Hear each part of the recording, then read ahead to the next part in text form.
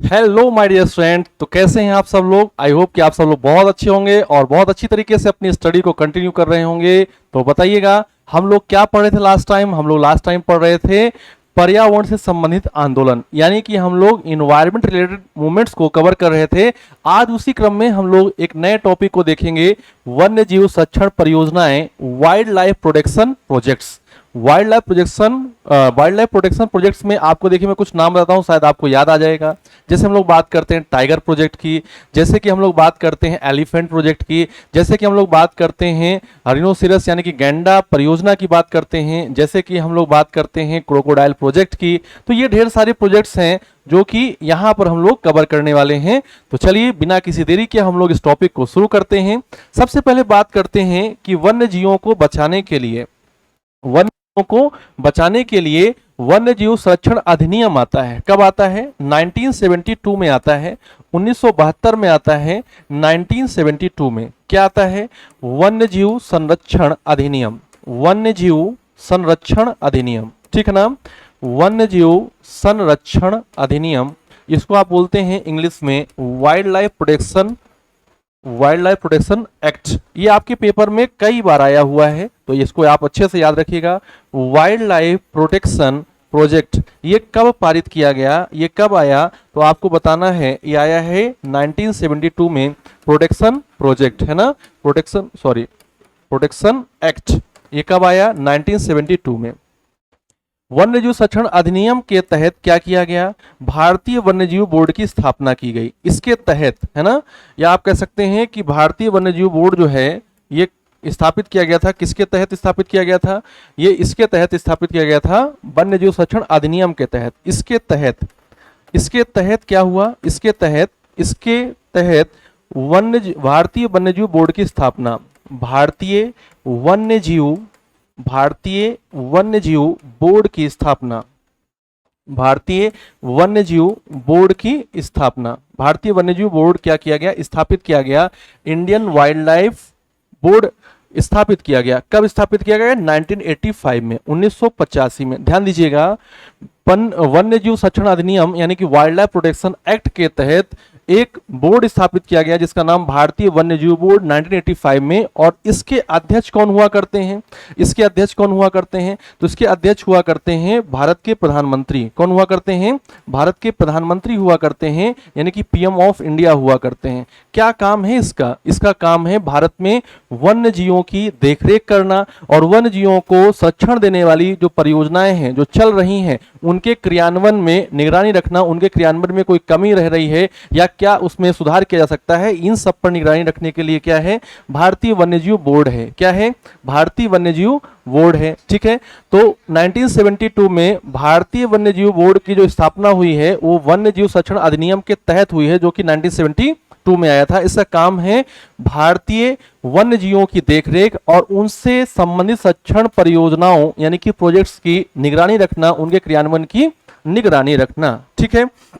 क्या होता है? पहली बार 1972 में भारत में बाघों की गणना होती है। क्या होता है? भारत में पहली बाघ मतलब समझते हैं ना, टाइगर। पहली बाघ गणना होती है भारत में। पहली बाघ गणना कब होती है? 1972 में होती है, ठीक है ना। 1972 में होती है भारत में पहली बाघ गणना। और देखा जाता है कि विश्व का सबसे ज्यादा पसंदीदा जानवर, जिसको सब लोग बहुत मानते हैं, जिसको फेवरेट बोलते हैं, विश्व का सबसे पसंदीदा जानवर कौन सा है? बाघ यानी कि टाइगर। और भारत का ये क्या है? राष्ट्र पशु है। भारत का क्या है? राष्ट्र पशु। भारत का राष्ट्र पशु। इसकी जितनी संख्या होनी चाहिए उससे बहुत कम है, तो इसको क्या करना है? तो इसको बचाने के लिए, इसको क्या करने के लिए? संरक्षण देने के लिए, इसकी संख्या को बढ़ाने के लिए, जो है उनको बचाने के लिए क्या किया गया? प्रोजेक्ट टाइगर की शुरुआत की गई। किसकी शुरुआत की गई? प्रोजेक्ट टाइगर की शुरुआत की गई, जिसको आप बोलते हैं बाघ परियोजना। क्या बोलते हैं? बाघ परियोजना की शुरुआत की गई। ध्यान दीजिएगा, बाघ परियोजना की शुरुआत की गई। बाघ परियोजना कब आती है? बाघ परियोजना आती है 1973 में। कब आती है? 1973 में। यदि एग्जैक्ट की बात करें तो आप पूरा का पूरा याद रखिएगा, 1 अप्रैल 1972। 1 अप्रैल 1972 को क्या होता है, प्रोजेक्ट टाइगर आता है, बाघ परियोजना आती है। क्या आती है, बाघ परियोजना आती है। कहां से इसकी शुरुआत होती है, इसकी शुरुआत कहां से होती है, तो 1 अप्रैल 1973 को बाघ परियोजना शुभारंभ होता है। कहां से, उत्तराखंड के, यूके यानी कि उत्तराखंड के जिम कॉर्बेट नेशनल पार्क से, उत्तराखंड के जिम कॉर्बेट नेशनल पार्क से, जिम कॉर्बेट नेशनल पार्क से इसकी क्या होती है, शुरुआत होती है।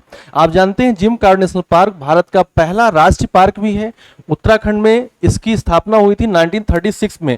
भारत का पहला राष्ट्रीय park, first national park in India, Jim Corbett national park, और जिसका वर्तमान में नाम क्या है, जिसका वर्तमान में नाम है रामगंगा नेशनल पार्क। और जब ये स्थापित किया गया था तो इसका नाम क्या था, जब स्थापित किया गया था तो इसका नाम था हेली नेशनल पार्क। क्या नाम था, हेली नेशनल पार्क।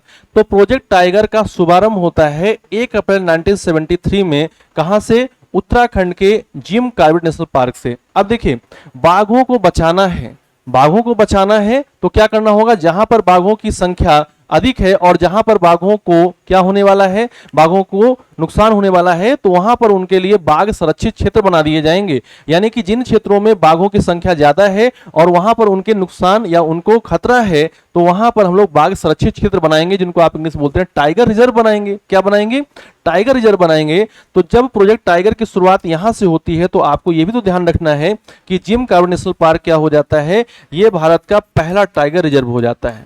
भारत का पहला टाइगर रिजर्व, भारत का पहला टाइगर रिजर्व, आप हिंदी में बोल सकते हैं बाघ संरक्षित क्षेत्र। तो बताइएगा भारत का पहला टाइगर रिजर्व किसे बनाया जाता है, भारत का पहला टाइगर रिजर्व बनाया जाता है जिम कॉर्बेट नेशनल पार्क को। किसे बनाते हैं, जिम कॉर्बेट नेशनल पार्क को बनाते हैं। ठीक है, अब देखिए भारत में वर्तमान में भारत में कितने टाइगर रिजर्व हैं, वर्तमान में यानी कि इन प्रेजेंट भारत में टाइगर रिजर्व की संख्या, टाइगर रिजर्व्स की संख्या, टाइगर रिजर्व्स की संख्या, रिजर्व की संख्या, भारत में वर्तमान में टाइगर रिजर्व की संख्या कितनी है। तो याद रखिएगा, बहुत इंपॉर्टेंट है। इसको आपको हमेशा क्या करना है, इसको हमेशा आपको करंट का एक टॉपिक मान के या करंट का एक क्वेश्चन मान के हमेशा इसको देखते रहना है। जैसे कि अभी वर्तमान में कितने हैं, 53 हैं। वर्तमान में कितने हैं, 53 हैं, 53 हैं। भारत में वर्तमान में टाइगर रिजर्व की संख्या कितनी है, 53 है। और ये 53 जो है, इनमें 50 के बाद बहुत तेजी आई, 50 के बाद बहुत तेजी आई, यानी कि 51वां, 52वां और 53 बहुत फास्ट बने हैं। तो हम लोगों को क्या करना पड़ेगा, वैसे याद तो हम लोगों को लेटेस्ट रखना पड़ता है, 53वां ही रखना पड़ता है, लेकिन बस हम लोग 2 स्टेप पीछे और आके देख लेंगे, 52 और 53 भी देख लेंगे, 51 और 52 भी देख लेंगे, तो आसानी से यदि क्वेश्चन बनेगा तो गलत नहीं हो पाएगा। 51वां टाइगर रिजर्व, 51वां टाइगर रिजर्व, ठीक है ना। भारत का 51वां टाइगर रिजर्व कौन सा है, तो याद रखिएगा श्री विल्लीपुथूर, श्री विल्लीपुथूर, श्री विल्लीपुथूर मेघामलाई, श्री विल्लीपुथूर मेघामलाई, ये भारत का 51वां टाइगर रिजर्व हो जाता है, जो कि कहाँ स्थित है, तमिलनाडु में, जो कि कहाँ स्थित है, तमिलनाडु में। तमिलनाडु में श्री विल्लीपुथूर मेघामलाई ये भारत का 51वां टाइगर रिजर्व बनता है। और यदि 52 की बात की जाए, 52वें नंबर की, तो 52वां टीआर, टीआर का मतलब समझ रहे हैं ना, टीआर का मतलब है टाइगर रिजर्व, टीआर का मतलब क्या है, टाइगर रिजर्व। तो 52वां टाइगर रिजर्व बनता है रामगढ़ बिसधारी। हम लोग याद ही कर रहे थे 51 नंबर वाला टाइगर रिजर्व, तो तुरंत उसके कुछ समय बाद 52वां भी आ गया, तो इसलिए 52वां भी देखेंगे हम लोग। क्या है नाम इसका, रामगढ़ बिसधारी, जिसको आप बोलते हैं कहां पर है ये, राजस्थान में। राजस्थान का रामगढ़ बिसधारी भारत का क्या बनता है, 52वां टाइगर रिजर्व बनता है। और सबसे नवीनतम लेटेस्ट 53वां, एकदम इसको भूलना नहीं है, कुछ भी हो जाए इसको भूलने नहीं देना है। 53वां टाइगर रिजर्व कौन सा है। अब मान लीजिए कि जब आपका एग्जाम हो रहा है, जब आपका पेपर हो रहा है, तो इसके कुछ समय बाद हो रहा है, तब तक मान लीजिए कोई और टाइगर रिजर्व आ जाए, तो ऐसा नहीं सोचेंगे कि सर ने 53 ही बता रखे तो हम लोग 53 ही करके जाएंगे, 54वां भी कर लेंगे, ठीक है। तो 53वां जो है टाइगर रिजर्व, ये कौन सा हो जाएगा, ये हो जाता है गुरु घासीदास। कौन सा हो जाता है, गुरु घासीदास, गुरु घासीदास नेशनल पार्क, जिसकी लोकेशन कहां पर है, जिसकी लोकेशन है में। आपको मैंने जब पढ़ाया था नेशनल पार्क, जब मैंने आपको पढ़ाया था नेशनल पार्क, तो नाम लिया था किसका? संजय नेशनल पार्क का। किसका नाम लिया था? संजय नेशनल पार्क का। और पूछा था मैंने कि संजय नेशनल पार्क की लोकेशन कहां पर है, तो संजय नेशनल पार्क की लोकेशन आपने बताई थी कि पहले तो ये एमपी में हुआ करता था, लेकिन जब एमपी से एक नए राज्य का निर्माण हुआ जो कि छत्तीसगढ़ रहा, तो ये एमपी के साथ साथ कहां पहुंच गया? छत्तीसगढ़ पहुंच गया। अब ये बात छत्तीसगढ़ को अच्छी नहीं लगी कि एमपी में भी है और छत्तीसगढ़ में भी है, तो छत्तीसगढ़ ने क्या कहा कि मैं संजय नेशनल पार्क का नाम जो कि मेरे यहां पर स्थित है उसका नाम बदल दूंगा। उसका नाम क्या कर दूंगा? बदल दूंगा। तो छत्तीसगढ़ में जो संजय नेशनल पार्क था इसका नाम क्या हो गया? इसका नाम हो गया गुरु घासीदास। क्या हो गया? गुरु घासीदास। और अब जाकर गुरु घासीदास को भारत का 53वां टाइगर रिजर्व बना दिया गया है। भारत का नवीनतम टाइगर रिजर्व का नाम क्या हो जाएगा? गुरु Ghasidas national park.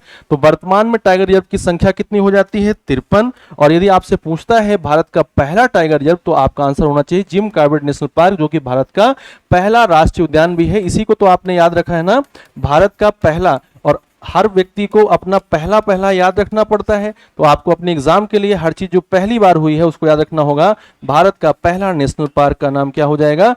Jim Corbett national park, जो कि हेली नेशनल पार्क के नाम से स्थापित था। ठीक है, जो कि हेली नेशनल पार्क के नाम से स्थापित था।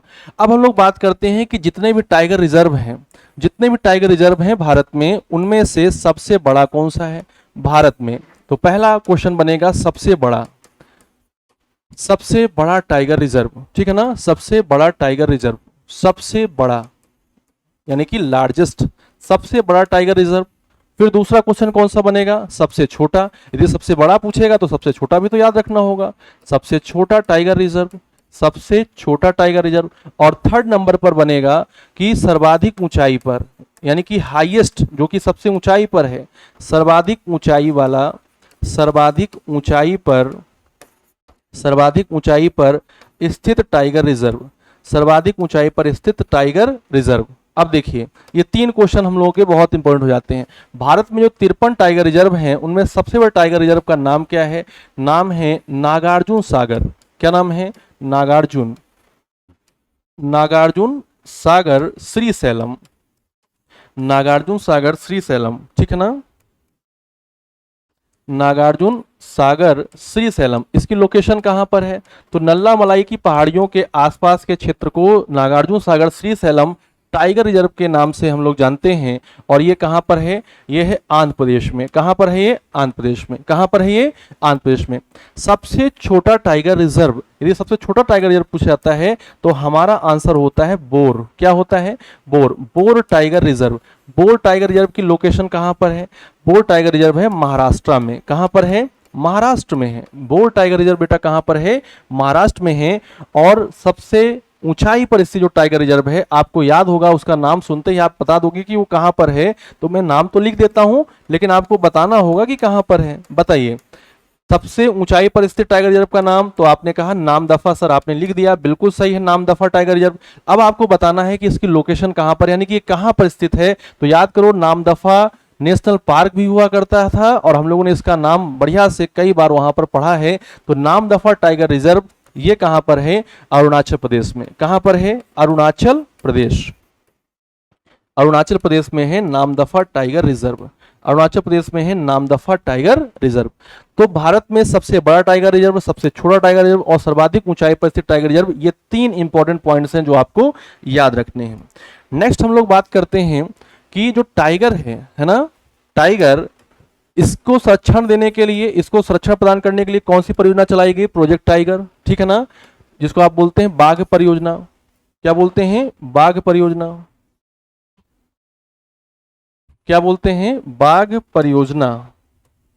और बाघ परियोजना का क्रियान्वयन, बाघ परियोजना का क्रियान्वयन मतलब इसकी देखरेख, ये सही चल रहा है कि नहीं चल रहा है, सब कुछ अच्छे से हो रहा है कि नहीं हो रहा है। बाघ परियोजना यानी कि प्रोजेक्ट टाइगर का क्रियान्वयन, प्रोजेक्ट टाइगर का जो क्रियान्वयन है, यानी कि इसको देखरेख करने के लिए, प्रोजेक्ट टाइगर की देखरेख करने के लिए एक संस्था बनाई गई। देखरेख करने के लिए, देखरेख के लिए एक संस्था बनाई गई, जिसका नाम क्या? जिसका नाम है NTCA, NTCA, बहुत अच्छे से ध्यान रखिएगा। NTCA का मतलब क्या? NTCA का मतलब है नेशनल। N का मतलब नेशनल, T का मतलब टाइगर और C का मतलब कंजर्वेशन, कंजर्वेशन, और A का मतलब अथॉरिटी। A का मतलब क्या हो जाएगा? अथॉरिटी हो जाएगा। तो यहां पर देखिए फुल फॉर्म क्या बना इसका, national tiger conservation authority. Hindi में आप बोलेंगे राष्ट्रीय, नेशनल को आप बोलेंगे राष्ट्रीय, टाइगर को हिंदी में बोलते हैं बाघ और संस्कृत में बोलते हैं व्याघ्र, है ना, तो आप बाघ बोल सकते हैं, राष्ट्रीय बाघ। कंजर्वेशन को आप बोलते हैं संरक्षण, है ना, संरक्षण, राष्ट्रीय बाघ संरक्षण प्राधिकरण। ये क्या करता है? एनटीसीए क्या करता है? ये बाघ परियोजना का क्या करता है? क्रियान्वयन करता है या उसकी देखरेख के लिए बनाया गया है, एनटीसीए, है ना, एनटीसीए। भारत में जो बाघ परियोजना है, तो बाघ परियोजना आप बोलेंगे कितने टाइगर रिजर्व बना चुकी है अब तक? 53 टाइगर रिजर्व बना चुकी है। कितने टाइगर रिजर्व बना चुकी है? 53। बाघों को याद रखने के लिए, उनके महत्व को जानने के लिए, लोगों को बाघ के प्रति जागरूक बनाने के लिए एक दिवस मनाया जाता है जिसको हम लोग बोलते हैं अंतरराष्ट्रीय बाघ दिवस। क्या बोलते हैं? अंतरराष्ट्रीय बाघ दिवस। और ये आपके पेपर में भी आया हुआ क्वेश्चन है। अंतरराष्ट्रीय बाघ दिवस जिसको आप इंग्लिश में बोलते हैं इंटरनेशनल टाइगर डे। क्या बोलते हैं? International tiger day. और इसकी डेट आपको याद रखनी है, कितनी होती है? 29 जुलाई। 29 जुलाई को, 29 जुलाई को अंतरराष्ट्रीय बाघ दिवस मनाया जाता है। ये आपके पहली बार जब एग्जाम हुआ था तो वहां पर ये वाला क्वेश्चन छपा हुआ मिला था, अंतरराष्ट्रीय बाघ दिवस। अब बाघों के लिए एक वर्ष भी घोषित किया गया है जिसको हम लोग बाघ वर्ष या फिर हम लोग क्या कहते हैं, टाइगर ईयर बोलते हैं। और 2010 को, ईयर 2010 को बाघ वर्ष के रूप में जाना जाता है, बाघ वर्ष के रूप में जाना जाता है। हर साल को किसी न किसी जीव से, चाहे वो पेड़ पौधों से संबंधित हो या फिर किसी संबंधित हो, जीवों से मतलब कि जंतुओं से संबंधित हो, घोषित किया जाता है। तो बाघ वर्ष को कब घोषित किया गया, मतलब बाघ वर्ष किसे घोषित किया गया? 2010 को घोषित किया गया। अब हम लोग यहां पर बात करते हैं, एक नाम आता है कैलाश सांखला का। किसका नाम आता है? कैलाश सांखला का नाम आता है। कैलाश सांखला कौन थे? तो कैलाश सांखला भारत में टाइगर प्रोजेक्ट की शुरुआत और टाइगर प्रोजेक्ट को अच्छी तरीके से आगे बढ़ाने में इनका बहुत बड़ा रोल होता है। तो कैलाश सांखला को नाम दिया जाता है क्या? कैलाश सांखला को नाम दिया जाता है भारत का टाइगर मैन। क्या बोलते हैं इनको?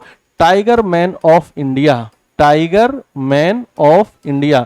भारत का बाघ पुरुष के नाम से इनको जाना जाता है। भारत का बाघ पुरुष किसे कहा जाता है?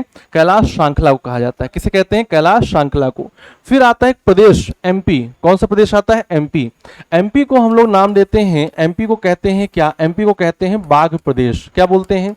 बाघ प्रदेश। अब समझिए इसको बाघ प्रदेश या टाइगर स्टेट क्यों बोलते हैं? बाघ प्रदेश या टाइगर स्टेट क्यों बोलते हैं? क्योंकि सबसे अधिक टाइगर रिजर्व की संख्या कहां पर है? सबसे अधिक टाइगर रिजर्व की संख्या कहां पर है? एमपी में है। सर्वाधिक टाइगर रिजर्व किस राज्य में स्थित हैं? तो एमपी में है। सर्वाधिक टाइगर रिजर्व, सर्वाधिक टाइगर रिजर्व्स की संख्या वाला, सर्वाधिक टाइगर रिजर्व्स की संख्या वाला राज्य, संख्या वाला राज्य कौन सा हो जाता है? संख्या वाला राज्य हो जाता है आपका एमपी। सर्वाधिक टाइगर रिजर्व्स की संख्या वाला राज्य कौन सा हो जाता है? एमपी। इसके बाद एक नाम आता है सिटी का, नागपुर। कौन सिटी? नागपुर। आप बता सकते हैं नागपुर कहाँ है? तो आप बोलेंगे यस, नागपुर हम जानते हैं, महाराष्ट्र में है। नागपुर कहाँ है? महाराष्ट्र में है। और नागपुर किसके लिए फेमस है? नागपुर फेमस है, आप जानते हैं, प्याज के उत्पादन के लिए। यहां पर क्या होता है? प्याज का उत्पादन, है ना? नहीं, प्याज का नहीं। नागपुर किसके लिए फेमस है? संतरे के लिए। क्या कहते हैं इसको? संतरे के उत्पादन के लिए। संतरे के उत्पादन के लिए। प्याज के लिए कौन सा? नासिक है। संतरे के उत्पादन के लिए। और इसको आप नाम देते हैं ऑरेंज सिटी। क्या बोलते हैं इसको आप? ऑरेंज सिटी, यानी कि संतरा शहर के नाम से जानते हैं। ऑरेंज सिटी किसे कहते हैं? नागपुर को कहते हैं। नागपुर का नाम यहां पर क्यों आया है? क्योंकि नागपुर में कई टाइगर रिजर्व्स आकर मिलते हैं, या कई टाइगर रिजर्व्स यहां पर, जैसे कि इधर से एक टाइगर रिजर्व आया, इधर से एक टाइगर रिजर्व आया, इधर से एक टाइगर रिजर्व आया, तो कई टाइगर रिजर्व नागपुर पर आकर मिलते हैं। नागपुर में कई टाइगर रिजर्व की सीमाएं बनती हैं, सीमाएं लगती हैं, इसीलिए नागपुर को क्या नाम दिया गया है? नागपुर को कहते हैं गेटवे। किसका gateway? Tiger gateway. Tiger gateway of India. यदि आपसे केवल गेटवे ऑफ इंडिया पूछता है कहाँ है, तो आप बताते हैं मुंबई में है। Gateway of India, Gate India Gate कहाँ पर है, तो दिल्ली में है। गेटवे ऑफ इंडिया कहाँ है, मुंबई में। लेकिन टाइगर गेटवे ऑफ इंडिया किसे कहते हैं, नागपुर कहते हैं। टाइगर गेटवे ऑफ इंडिया के नाम से कौन जाना जाता है, नागपुर, महाराष्ट्र में जाना जाता है। महाराष्ट्र का शहर नागपुर, जो कि संतरे के उत्पादन के लिए फेमस है, ऑरेंज सिटी के नाम से जाना जाता है, टाइगर गेटवे ऑफ इंडिया कहलाता है, क्योंकि यहाँ पर कई टाइगर रिजर्व्स आकर मिलते हैं, कई टाइगर रिजर्व्स यहाँ पर आकर मिलते हैं। अब देखिए, भारत में दो फेमस टाइगर रिजर्व्स दो फेमस टाइगर्स की प्रजातियां हैं, जैसे कि एक बोलते हैं हम लोग सफेद बाघ। क्या बोलते हैं, सफेद बाघ, व्हाइट टाइगर। आपको सफेद बाघ कहाँ मिलेंगे, तो आपको याद रखना होगा, हम लोगों ने पढ़ा था कि सफेद बाघों का घर कौन सा है, बांधवगढ़। सफेद बाघों के घर के रूप में किसे जानते हैं, बांधवगढ़ को जानते हैं। ये बेटा कहां पर है, एमपी में है। कहां पर है, एमपी में है। और दूसरा बाघ आप याद करो, बंगाल टाइगर। तो टाइगर के भैया हिंदी तो बंगाल बाघ होगा ना, तो बंगाल टाइगर बोल देते हैं तो थोड़ा अच्छा लगता है। बंगाल टाइगर आपको कहां मिलेगा, तो बंगाल टाइगर आपको मिलेगा सुंदरवन में। कहां मिलेगा, सुंदरवन में मिलेगा। और सुंदरवन कहां पर है, तो आप सुंदरवन बताते हैं, ये है वेस्ट बंगाल में। कहां पर है, पश्चिम बंगाल में है। तो ये आपका क्या होता है, टाइगर प्रोजेक्ट से संबंधित कुछ महत्वपूर्ण इंफॉर्मेशन हो जाती है, जो आपको अपने एग्जाम के लिए याद रखनी होती है। टाइगर प्रोजेक्ट के बाद हम लोग नेक्स्ट प्रोजेक्ट में चलते हैं, जिसका नाम है हाथी परियोजना। क्या नाम है, हाथी परियोजना। तो आप जितने भी पॉइंट्स हम लोगों ने पढ़े किससे रिलेटेड, टाइगर प्रोजेक्ट से रिलेटेड, उन सबको ध्यान रखते हुए अब नई परियोजना पर आ जाते हैं, जिसका नाम है हाथी परियोजना।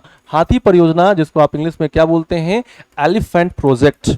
क्या बोलते हैं, एलिफेंट प्रोजेक्ट बोलते हैं, एलिफेंट प्रोजेक्ट।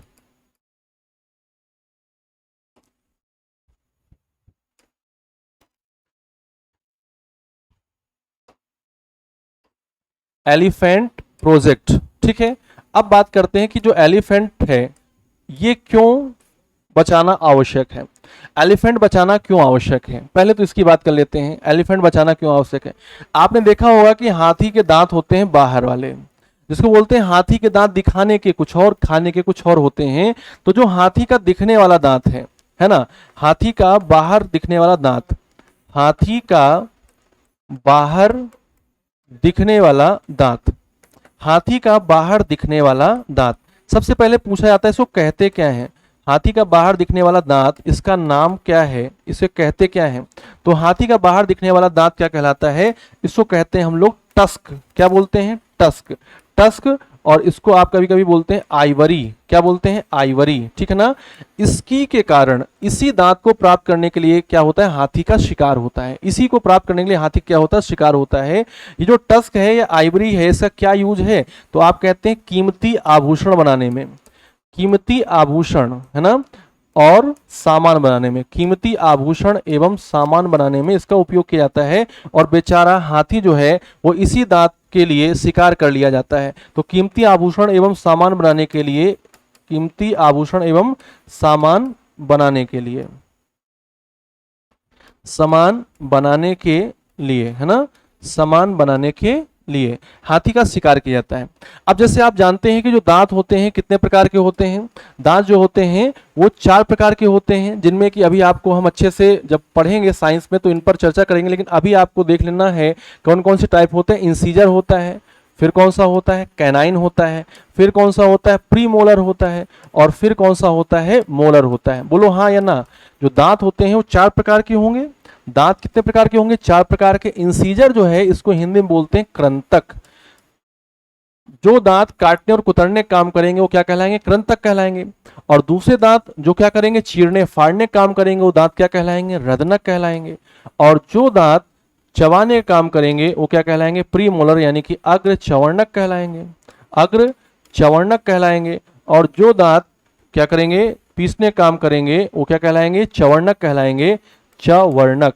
तो आपसे क्वेश्चन क्या पूछा, आपसे क्वेश्चन पूछा कि हाथी का बाहर दिखने वाला दांत जो कि टस्क यानी कि आइवरी कहलाता है वो किस प्रकार का होता है। तो जो हाथी का बाहर दिखने वाला दांत है टस्क, ये कौन सा टाइप होता है, ये होता है कृंतक। लेकिन कृंतक जो है वो कैसा कृंतक हो चुका है, वो परिवर्धित हो चुका है, बड़ा कृंतक हो चुका है। तो इसको हम लोग बोलते हैं मोडिफाइड इंसीजर। क्या बोलते हैं, मोडिफाइड इंसीजर बोलते हैं।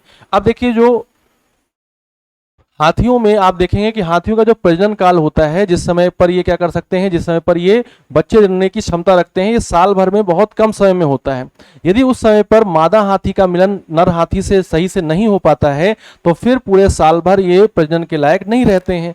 तो यदि ऐसा हुआ कि हाथियों की संख्या हाथियों का शिकार होता रहा और हाथियों को सही समय पर मिलन ना होने दिया गया तो हाथियों की संख्या निरंतर क्या होती जाएगी, घटती चली जाएगी। और इसीलिए हाथियों को बचाने के लिए किस परियोजना की शुरुआत की गई, हाथी परियोजना की शुरुआत की गई। और हाथी परियोजना जो है ये कब शुरू होती है, 1992 में, 1992 में हाथी परियोजना आती है। 1992 में क्या होता है, हाथी परियोजना आती है। एग्जैक्ट की बात करें तो एग्जैक्ट है 7 दिसंबर 1992, यानी कि 7 दिसंबर 1992, 7 दिसंबर 1992। जगह है झारखंड का सिंहभूम, झारखंड के सिंहभूम, झारखंड के सिंहभूम जिले से, झारखंड के सिंहभूम जिले से क्या होगा, झारखंड के सिंहभूम जिले से 7 दिसंबर 1992 में एक परियोजना इस नाम से, कौन से नाम से, गजतमे नाम से, गजतमे नाम से हाथी परियोजना की शुरुआत, हाथी परियोजना की शुरुआत। ध्यान दीजिएगा 7 दिसंबर 1992, राज्य झारखंड, जिला सिंहभूम और परियोजना का नाम या प्रोजेक्ट का नाम क्या, गजतमे। गजतमे नाम से हाथी परियोजना की क्या होती है, शुरुआत होती है। हाथी परियोजना की शुरुआत होती है और परियोजना में क्या कर रहे हैं, परियोजना में हाथियों को बचाने के लिए जहां जहां हाथियों की संख्या ज्यादा है और जहां पर हाथियों को संकट हो रहा है या हाथियों की संख्या घटती चली जा रही है, वहां पर क्या होगा, वहां पर हाथी रिजर्व बनाए जाएंगे, एलिफेंट रिजर्व बनाए जाएंगे, हाथी संरक्षित क्षेत्र बनाए जाएंगे। तो भारत में हाथी रिजर्व की जो संख्या है, भारत में एलिफेंट रिजर्व की जो संख्या है, भारत में हाथी रिजर्व की संख्या ये कितनी हो जाती है, भारत में हाथी रिजर्व की संख्या हो जाती है 32, यानी कि 32 हो जाती है। कितनी हो जाती है, 32 हो जाती है। हाथी रिजर्व की संख्या कितनी हो जाती है, 32 हो जाती है। हाथी को हम लोग अपने देश का विरासत पशु कहते हैं। क्या कहते हैं, विरासत पशु, क्योंकि ये आपको याद होगा कि पुराने समय पर युद्धों में बहुत ज्यादा महत्वपूर्ण भूमिका निभाते थे। राजा महाराजा हाथियों को रखना एक क्या करते थे, एक सम्मान का विषय समझते थे। मतलब कि जिसके पास हाथियों की संख्या ज्यादा रहती थी उसको हम लोग बड़े राजा का दर्जा देते थे और हाथी का उपयोग होता था कहां पर, युद्धों में, ठीक है ना। तो हाथी जो है, सबसे पहला यदि आपसे क्वेश्चन पूछ जाए कैसा है, तो हाथी जो है शाकाहारी जंतु है। हाथी कैसा जंतु है, शाकाहारी। शाकाहारी मतलब हर्बीवोरस। जो शाकाहारी जंतु होते हैं उनको हम लोग कहते हैं प्राथमिक उपभोक्ता। क्या बोलते हैं हम लोग उनको, प्राइमरी कंज्यूमर, प्राथमिक उपभोक्ता बोलते हैं। क्या बोलते हैं, प्राथमिक उपभोक्ता। क्या बोलते हैं इनको हम लोग, प्राथमिक उपभोक्ता बोलते हैं। हाथी को भारत का क्या कहा जाता है, राष्ट्रीय धरोहर, राष्ट्रीय धरोहर, या फिर क्या कहते हैं इसको, विरासत। राष्ट्रीय धरोहर या फिर हम लोग इसको क्या बोलते हैं, विरासत। राष्ट्रीय धरोहर या फिर हम लोग विरासत पशु के रूप में इसको जानते हैं। और हाथियों से संबंधित जागरूकता अभियान चलाया गया। हाथियों संबंधित जागरूकता अभियान, जागरूकता अभियान, हाथियों से संबंधित जागरूकता अभियान का नाम क्या रखा गया, हाथियों संबंधित जागरूकता अभियान का नाम रखा गया है हाथी मेरे साथी। हाथियों संबंधित जागरूकता अभियान का नाम क्या रखा गया है, हाथी मेरे साथी।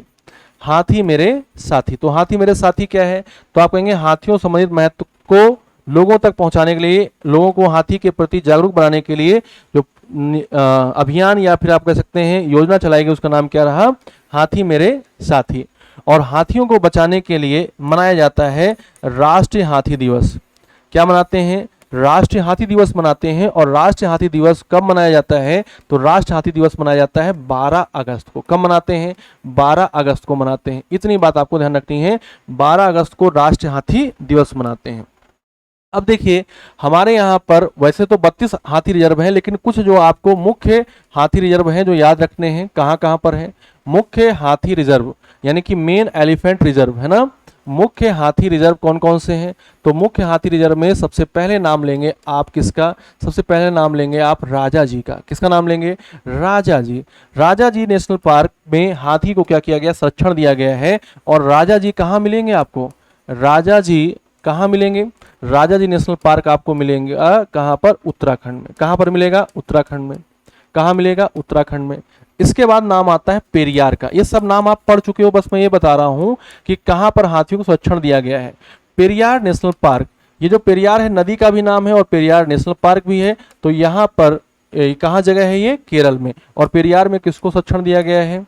पेरियार में संरक्षण दिया गया है हाथी को। पहला मतलब ये हो गया, दूसरा हो गया। अब बात करते हैं हम लोग मानस की। तो मानस जो है ये बायोस्फीयर रिजर्व भी है, राष्ट्र पार्क भी है। यहाँ पर गैंडा को भी संरक्षण दिया गया है, यहाँ पर टाइगर को भी संरक्षण दिया गया है, और यहाँ पर किसको संरक्षण दिया गया है? हाथी को भी संरक्षण दिया गया है। तो ये कहाँ हो जाएगा? मानस नेशनल पार्क ये हो जाएगा असम में। मानस नेशनल पार्क कहाँ पर हो जाएगा? असम में हो जाएगा। क्या इतनी बात आप समझ गए हैं? राजा जी, पेरियार और मानस ये कहाँ पर हो जाएंगे? ये अलग अलग राज्यों में होते हुए यहाँ पर हाथियों क्या किया गया? संरक्षण दिया गया है। नेक्स्ट हम लोग देखेंगे, नेक्स्ट नाम आता है सिंहभूम। क्या नाम आता है? सिंहभूम। सिंहभूम हाथी रिजर्व। सिंहभूम हाथी रिजर्व, ठीक है ना? सिंहभूम हाथी रिजर्व। फिर क्या नाम आता है? फिर आता है पलामू। फिर क्या आता है? पलामू नेशनल पार्क, ठीक है। यहां पर किसको संरक्षण दिया गया है? बोलो, यहां पर किसको संरक्षण दिया गया है? यहां पर संरक्षण दिया गया है हाथी को। और ये दोनों सिंहभूम और पलामू ये कहां पड़ते हैं? ये पड़ते हैं झारखंड में। ये कहां पड़ेंगे? झारखंड में पड़ेंगे। झारखंड, याद रहेगा, कहां पड़ेंगे? झारखंड में। फिर नाम आता है मयूरभंज का। किसका नाम आता है? मयूरभंज। ये मयूरभंज जगह कहां पड़ेगी? मयूरभंज हाथी रिजर्व ये कहां पड़ेगा? मयूरभंज हाथी रिजर्व ये पड़ेगा आपका उड़ीसा में। कहां पड़ेगा? उड़ीसा में। मयूरभंज हाथी रिजर्व ये कहां पड़ेगा? उड़ीसा में पड़ेगा। इसके बाद नाम आता है अन्नामलाई का। नाम तो आपने ये सब सुने हुए हैं, बस यहाँ पर ये कुछ नाम थे जो अलग लग रहे थे, लेकिन अन्नामलाई तो आपने पहले भी सुना है। अन्नामलाई, बोलो ना, अन्नामलाई कहाँ मिलेगा? अन्नामलाई हाथी रिजर्व कहें या नेशनल पार्क कहें, ये आपको मिलेगा तमिलनाडु में। कहाँ मिलेगा? तमिलनाडु में मिलेगा। फिर नाम आता है किसका? फिर नाम आता है जल्दापारा का। किसका नाम आता है? जल्दापारा। जल्दापारा कहाँ मिलेगा? जल्दापारा नेशनल पार्क ये कहाँ पर है? तो ये हो जाता है पश्चिम बंगाल में। कहाँ पर हो जाता है? पश्चिम बंगाल में हो जाता है। यहाँ पर हाथियों को क्या किया गया? संरक्षण दिया गया है। तो ये प्रमुख हाथी रिजर्व हो जाते हैं। यहाँ पर हाथियों के लिए क्या किया गया है? संरक्षण दिया गया है। हाथियों का यहाँ पर संरक्षण या हाथी रिजर्व बनाए गए हैं, ठीक है। तो हम लोगों ने टाइगर प्रोजेक्ट पढ़ लिया, यानी कि बाघ परियोजना पढ़ ली। फिर हम लोगों ने क्या पढ़ा? फिर हम लोगों ने हाथी परियोजना पढ़ी, यानी कि हम लोगों ने एलिफेंट प्रोजेक्ट पढ़ा। अब हम लोग पढ़ते हैं गैंडा परियोजना। अब हम लोग क्या पढ़ते हैं? गैंडा परियोजना, ठीक है ना। अब हम लोग क्या पढ़ते हैं? गैंडा परियोजना पढ़ते हैं। और जो गैंडा परियोजना है इसको आप बोलते हैं रीनो प्रोजेक्ट। क्या बोलते हैं? रीनो प्रोजेक्ट बोलते हैं। क्या कारण रहा कि गैंडा को बचाने के लिए परियोजना चलाई गई? क्या कारण रहा कि गैंडा को बचाने के लिए परियोजना चलाई गई? तो सबसे पहले तो आप ये देख लीजिएगा कि इसको कब शुरू किया गया था? 1987 में, 1987 में। 1987 में इसको क्या किया गया था? शुरू किया गया था। 1987 में इसकी शुरुआत हुई थी। आप जानते हैं कि जो रीनो है, यानी कि जो गैंडा है, गैंडा है यहाँ पर एक सींग वाला गैंडा। कौन सा गैंडा है? एक सींग वाला गैंडा है। एक सींग वाला जो गैंडा है भारत में मिलता है। एक सींग यानी कि वन हॉर्न्ड, एक सींग वाला गैंडा, एक सींग वाला गैंडा यानी कि वन हॉर्न्ड रेनोसेरस। एक सींग वाला गैंडा यानी कि वन हॉर्न रेनोसेरस ये कहाँ मिलता है? ये मिलता है केवल भारत में। कहाँ मिलेगा? केवल भारत में मिलेगा। केवल कहाँ मिलता है? केवल भारत में। केवल भारत में। और भारत में कहाँ? केवल भारत में। और भारत में कहाँ? असम में। मेनली मुख्यतः असम में। मेनली मुख्यतः कहाँ? असम में। असम में दो नेशनल पार्क हैं, आपको याद रखना होगा उन दोनों नेशनल पार्क को। एक है काजीरंगा। एक कौन सा है? काजीरंगा। और दूसरा कौन सा है? दूसरा है मानस। एक है काजीरंगा, एक है काजीरंगा और दूसरा कौन सा है? दूसरा है मानस। काजीरंगा और मानस ये किसके लिए जाने जाते हैं? काजीरंगा और मानस एक सींग वाले गैंडे के लिए जाने जाते हैं। लेकिन यदि आपसे पूछा जाए कि एक सींग वाले गैंडे का जो प्राकृतिक आवास है यानी कि नेचुरल हैबिटाट है, या पूछा जाए कि एक सींग वाले गैंडे का जो घर है वो किसे माना जाता है? काजीरंगा को माना जाता है। काजीरंगा और मानस ये असम में है, दोनों किसके लिए जाने जाते हैं? एक सींग वाले गैंडे के लिए जाने जाते हैं। काजीरंगा कहा जाता है एक सींग वाले गैंडे का घर, एक सींग वाले गैंडे का, एक सींग वाले गैंडे का इसे क्या कहते हैं? घर कहते हैं, याद रहेगा। इन दोनों के अलावा एक जगह और है, और कहां पर? और है पश्चिम बंगाल में जल्दापारा। पश्चिम बंगाल में और कौन सी है? पश्चिम बंगाल में और जगह है जल्दापारा। पश्चिम बंगाल में जगह है कौन सी? जल्दापारा। पश्चिम बंगाल में जगह है कौन सी? जल्दापारा। जल्दापारा यहां पर भी क्या किया गया है? यहां पर भी गैंडों को संरक्षण दिया गया है। तो भारत में एक सींग वाला गैंडा असम में मिल रहा है, और असम में काजीरंगा मानस में मुख्यतः मिल रहा है। मेनली काजीरंगा इसका घर कहा जाता है, और पश्चिम बंगाल में जल्दापारा नेशनल पार्क में भी इसको संरक्षण दिया गया है। अब बात करते हैं, जो गैंडा है इसका शिकार हो रहा है, इसका लगातार शिकार हो रहा है, तो इसकी संख्या क्या हो रही है? घट रही है। शिकार होने के रीजन कौन से हैं? तो रीजन है सींग के कारण, सींग के लिए शिकार होता है, और इसकी खाल के लिए शिकार होता है, स्किन के लिए। सींग का क्या उपयोग है, खाल का क्या उपयोग है, बस इतना आप थोड़ा सा और देख लीजिए। जो सींग है इसका उपयोग करते हैं हम लोग किसके लिए? औषधि बनती है, औषधि निर्माण के लिए।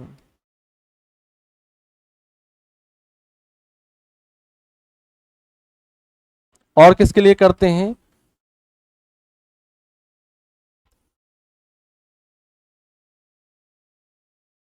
या कह सकते हैं सजावटी सामान बनाने में, सजावटी सामान।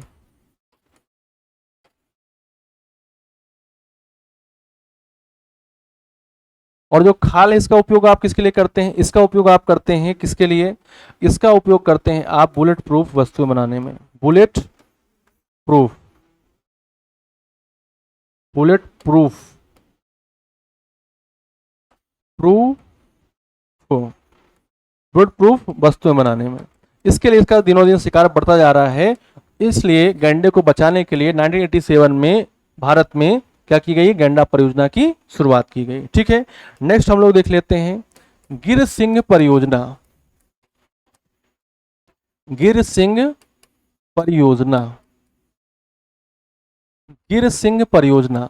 अब आप जानते हैं सिंह मतलब एशियाई सिंह, सिंह मतलब एशियाई सिंह। ठीक है, एशियाई सिंह, एशियाई सिंह, एशियाई सिंहों का घर किसे कहते हैं? फटाक से बताइएगा, एशियाई सिंहों का घर किसे कहते हैं? तो आप एशियाई सिंहों का घर कहते हैं गिर नेशनल पार्क को, गिर राष्ट्रीय उद्यान को, गिर वन्यजीव अभ्यारण्य को, जो भी आप कहना चाहें, बस गिर ध्यान रखिएगा। गिर राष्ट्रीय उद्यान, गिर राष्ट्रीय उद्यान कहाँ है ये बेटा? गिर राष्ट्रीय उद्यान ये कहाँ पर है? तो गिर राष्ट्रीय उद्यान की जो लोकेशन है ये कहाँ पर है? ये है गुजरात में। कहाँ पर है? गुजरात में। ध्यान दीजिएगा, गिर राष्ट्रीय उद्यान की लोकेशन है कहाँ पर है? गुजरात में है। तो क्या हुआ? एशियाई सिंहों की संख्या घट रही थी, तो एशियाई सिंहों को संरक्षण देने के लिए गुजरात के गिर राष्ट्रीय उद्यान से क्या किया गया? गिर सिंह परियोजना की शुरुआत की गई। गिर सिंह परियोजना की जो शुरुआत होती है 1972 में होती है, और इस परियोजना का परिणाम क्या आता है? इस परियोजना का परिणाम आता है कि इस परियोजना का परिणाम क्या आता है? इस परियोजना का परिणाम आता है, क्या होता है कि सिंहों की संख्या बढ़ जाती है, सिंहों की संख्या बढ़ जाती है, सिंहों की संख्या बढ़ेगी, सिंहों की संख्या बढ़ेगी। ठीक है ना, सिंहों की संख्या क्या होती है? बढ़ जाती है। और जब सिंहों की संख्या बढ़ेगी तो गिर में तो रह नहीं पाएंगे, तो क्या किया जाएगा? इनको दूसरी जगह पर विस्थापित किया जाएगा, दूसरी जगह पर ले जाकर इनको आश्रय दिया जाएगा। तो जो जगह होती है जहां पर आश्रय दिया जाता है, सिंहों की संख्या बढ़ने से क्या होगा? इनको दूसरी जगह पर स्थापित करना पड़ेगा। तो कहां पर पुनर्स्थापित किया जाता है, या कहां पर विस्थापित करते हैं? कूनो राष्ट्रीय उद्यान में। और आपको पता है कूनो वन्यजीव अभ्यारण्य हुआ करता था, लेकिन सिंहों के लिए ही। जब सिंहों की संख्या गिर राष्ट्रीय उद्यान में बढ़ती है तो इनको अलग से कहीं पर ले जाना होता है, ऐसी जगह पर ले जाना होगा जहां पर वैसे ही परिस्थितियां मिल रही हो, जैसे कि कहां पर है, गिर राष्ट्रीय उद्यान में है, तो जगह कहां बनती है, गिर राष्ट्रीय उद्यान वाली जैसी जगह कहां बनती है, एमपी में कूनो में बनती है। तो कूनो में जो एशियाई सिंह है इनको क्या किया गया है, इनको पुनर्वास दिया गया है, कूनो राष्ट्रीय उद्यान में पुनर्वास, ठीक है ना, कूनो राष्ट्रीय उद्यान में इनको क्या किया गया है, पुनर्वास दिया गया है। तो दोस्तों इस वीडियो में हम लोगों ने क्या क्या पढ़ा, इस वीडियो में हम लोगों ने पढ़ा सबसे पहले प्रोजेक्ट टाइगर यानी कि टाइगर परियोजना पढ़ी, फिर हम लोगों ने पढ़ा एलिफेंट प्रोजेक्ट यानी कि हाथी परियोजना, फिर हम लोगों ने पढ़ा गैंडा परियोजना यानी कि रेनो प्रोजेक्ट, और फिर हम लोगों ने पढ़ा गिर सिंह परियोजना यानी कि गिर लाइन प्रोजेक्ट, है ना, क्या पढ़ा, गिर लाइन प्रोजेक्ट। आप इनका सबसे ज्यादा क्या ध्यान रखना है, इनकी डेट यानी कि ईयर आपको ध्यान रखना है, गिर लाइन प्रोजेक्ट कब आता है, 1972 में आता है। तो इस वीडियो में हम लोग इतना ही पढ़ते हैं, नेक्स्ट वीडियो में इसके पार्ट 2 पर हम लोग आएंगे, पार्ट 2 में इसकी आगे वाली परियोजनाओं पर चर्चा करेंगे। तब तक के लिए जय हिंद, जय भारत, मिलते हैं नेक्स्ट वीडियो में। Stay happy, stay healthy, stay tuned, bye bye, take care, thank you so much.